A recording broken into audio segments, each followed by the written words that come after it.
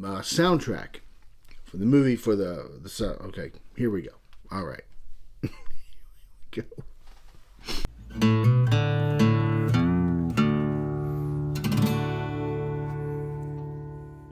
Hey everybody, it's John with Vynyly here, and welcome to another 5 on Friday. And today we're going to take it way on back to 1988.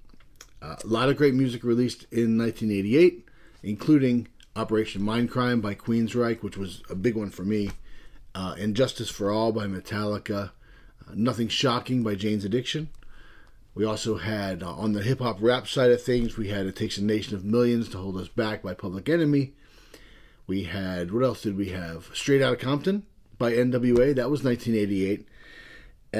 Tracy Chapman's debut album was also 1988, and that one had Fast Car on it, which that song's having a kind of a recent resurgence, right? So one album that lived in my car and was played, I played a lot in 88, was this one. He's the DJ, I'm the Rapper by DJ Jazzy Jeff and Fresh Prince. You can see the album here. This is Jazzy Jeff is, of course, Jeff Towns, and Fresh Prince is Will Smith. These guys, this music was a large part of my life in 1988. So let's go back and talk about this. I'm going to tell you 5 things you may not know about this album. Here we go. Number 1, believe it or not, I'm the DJ, He's the Rapper was the very first double album in hip-hop. Now, what's interesting is that this is not a gatefold. It's a single album pocket with 2 albums in it. The first one is, looks like this. It is a, it's just the album. And the second one is labeled as a bonus scratch album. Not sure if you can see that or not. Maybe I'll put an insert. But the second one's listed as a bonus scratch album, and it's got a live track, probably a couple of live tracks on here, and a whole bunch of other stuff. But it is the very first double album in hip hop. Number 2, this album was groundbreaking in a lot of ways, and the first single from this album was a track called Brand New Funk, which was only released as a promotional single, didn't really gain any traction. I think it's a great song. But it was the second single, Parents Just Don't Understand, that really got everyone's attention and actually resulted in the first Grammy Award for Best Rap Performance. Went to DJ Jazzy Jeff and Fresh Prince for that song, Parents Just Don't Understand. If you're looking to purchase framed copies of your favorite albums or your loved one's favorite albums, maybe as a gift idea, head on over to vynyly.com, vynyly.com, and take a look at what we have over there. If you don't see what you're looking for, drop me a line and let me know. I'll try to find it for you. Number 3, the third single from the album is called Nightmare on My Street, and it was inspired by and tells a humorous story about Freddy Krueger from the Nightmare on Elm Street movie series. The song was considered for inclusion in the soundtrack for Nightmare on Elm Street 4, whichever one that is, and but it was not included.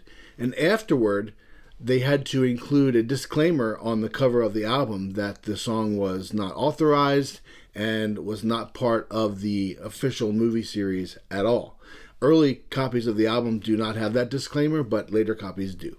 Number 4, Jeff tells a story about one of the tracks on the album, and general consensus is that it's probably the title track, He's the DJ, I'm the Rapper. And he talks about how when he was performing the scratching in that song, he intentionally scratched just off the beat a little bit. He thought it sounded great. Recording engineer didn't think so, and I'll let Jeff take over that story. But I really wanted my own place to make my records. It was funny. I was actually having a conversation with Will, and I told him something that he never really knew. I had a really, really bad experience in the studio with us recording our second album.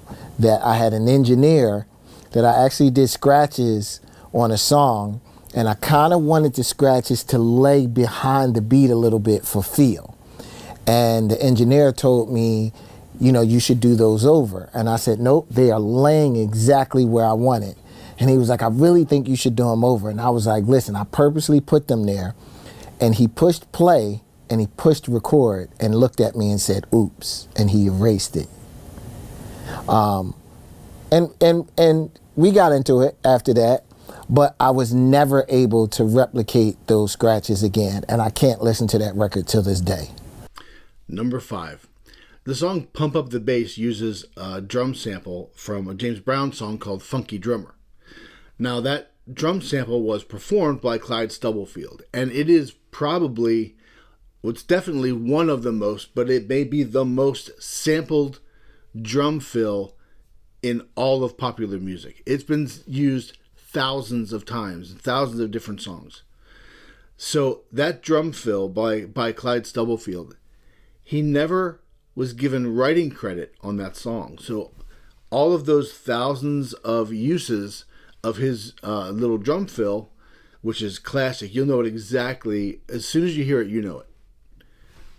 He was never given any writing credit for that, so he has not made any royalties on the use of that sample. He says it doesn't bother him, but he also says, maybe people who use the sample should make sure that the creators of that sample get paid properly.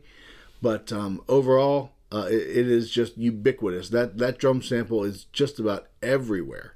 So many groups unsample my stuff. They say I'm the world's samplist, #1 samplist drummer. So hey, I haven't got a penny for it yet though, but. And that's it for a Throwback 5 on Friday. Hope you guys enjoyed the video. Please remember to like and subscribe if you haven't done so already. And most importantly, have a great day.